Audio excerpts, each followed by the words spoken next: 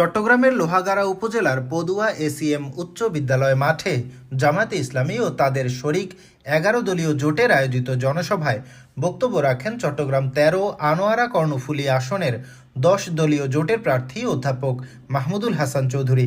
তিনি বলেন, একসময় মুজিবুর রহমানের যুগ ছিল, জিয়াউর রহমানের যুগও শেষ হয়েছে, এখন ডাক্তার শফিকুর রহমানের যুগ শুরু হয়েছে।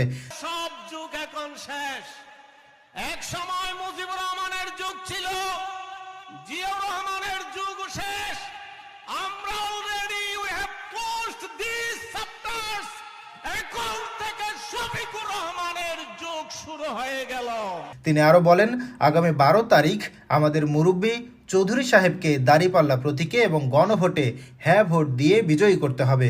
আমাদের মুরব্বী যিনি চট্টগ্রামে এক নামে চৌধুরী বলে পরিচিত, সেই চৌধুরীকে নির্বাচন করে ১২ তারিখে ইনশাআল্লাহ হ্যাঁ ভোট এবং চৌধুরীর পাল্লায় ভোট দিয়ে আমরা জয়যুক্ত করব।